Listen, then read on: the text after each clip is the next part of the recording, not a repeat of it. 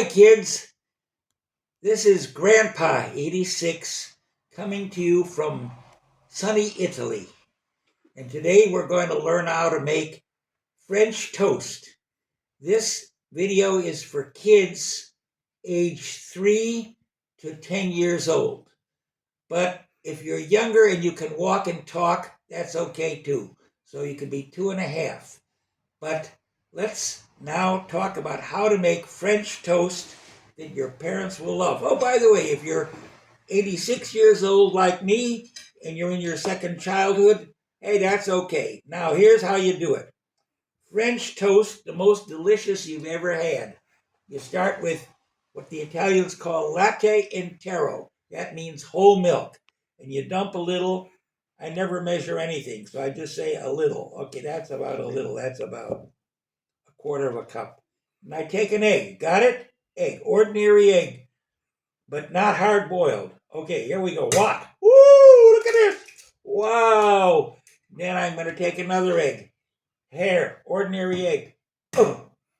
Oh. Ah, look at that. Now, here. Can you see this? Eggs in here? Okay. Now, since you're just a little kid, I don't want you to use a knife. So you can have your mom and dad cut the bread for you. Now when you make French toast, you can use old bread. In fact, the French call it pain perdu, which means lost bread or old bread. Now you'll notice that, see this little orange ticket on the bread? That means when I go to my favorite bakery, old bread. It's half price, maybe even 1/4 the price, but it's the best French toast. You don't want to spend a lot of money on a new loaf of bread when old bread is actually what you should use. Now I got two kinds of bread, kind of a rye bread or a nut bread, rye bread, and it's dark, and I got a baguette. Now a baguette is really good.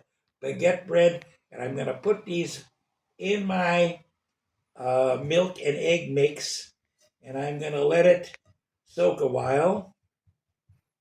And I didn't make you wait while the bread was soaking. See, now the bread was soaking in this nice mixture of egg and milk. See how simple it is? Very few ingredients here.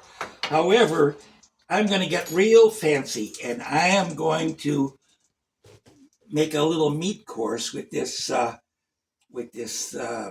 French toast, and I'm going to use this Italian sausage. See, here's what it's called. It's called salsiccio Napoli, and that means it's made in Naples. Got it? Okay, look at that sausage. Now, if you're kosher or halal, you want to get lamb or beef sausage, but this happens to be, I don't know what the heck it is, but it probably isn't halal or kosher. Okay, so now you've noticed that my toast is ready, and my sausage is already cooked. See, here's the raw one, but I've had it cooking because I don't want to make you guys wait. All right, we're going to put the sausage out here, and then we're going to take the frying pan, which is already hot, and I'm going to put these French toast in it. Hear it crackling? Ooh, really good. Just what you've always wanted. French toast. And I'm going to tell you a little secret in a minute. If you want the French toast to be soft and cooked all the way through, you know what you do? You take a cover, hey? And you put the cover on. Now, another thing about cooking anything is have your all ingredients all out. I was a carpenter for a while, and the most important thing on any job is to have all your tools and materials assembled because you don't want to be looking for stuff while it's going on. So here's my Philadelphia cream cheese and my jelly that I'm going to put on the finished French toast. And as you saw, I put a cover on the French toast Why? Because if it isn't completely soaked, the cover will make the milk and the egg go all the way through, so it'll be extra soft and crunchy and delicious. And now we're going to, did I already show you my jelly? Yeah, jelly and Philadelphia cream cheese, and that's all we need beside the nice sausage to put on for our finished product. So with that, as I said, well, you know what?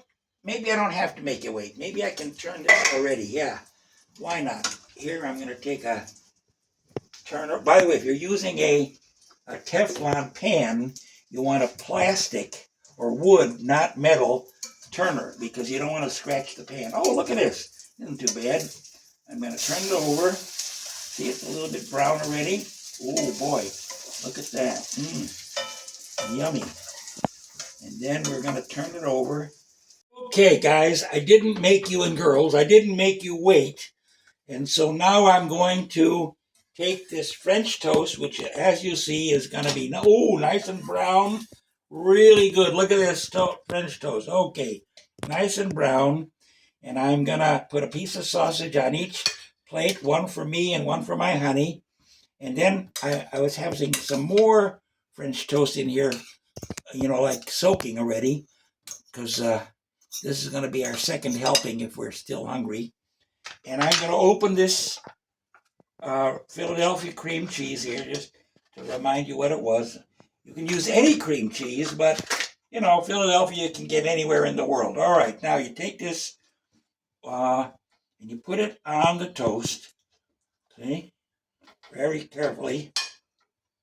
I never measure anything because I'm a master chef, and master chefs, they go by feel, But you can measure it, maybe like a tablespoon of this nice cream cheese, and you don't have to put the cheese on the sausage. It goes on the toast. Okay, so now we can do that. We can either spread it with a knife or we can spread it with a fork, but doesn't matter, just so it gets spread. All right. Oh, I got to put my other toast in the frying pan, right? So let's do that. Oh, well, you spill stuff sometimes, that's the way life is. No, nothing's perfect. Nobody's perfect. Okay, here's a little spill, but I think it's clean. Oh, I'll put in a little more butter because you want it to be nice and brown and crisp, huh? Okay, there we go. Put the cover back on, and look, all that I have to do now, well, probably not too bad. Okay, now, usually you clean your spoon or your fork because you don't want to have it all messed up, but this time I'm going to use up everything in the jar, so whether it's clean or not doesn't even matter, okay? So this is nice berry jelly. And, what a plate. Look at this. I mean, that's fit for a portrait by Rembrandt. Okay, we're going to take this over to the table and eat it. Okay, here we go. I'm going to get rid of all this junk, and I'm going to start eating my beautiful French toast. Lucky me.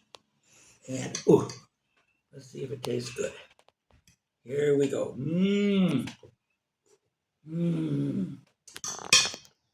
That is what I call French toast. If I say so myself, and I do, I call it. Your parents will love you for it, and I'll see you next time with another swell recipe. Love this French toast.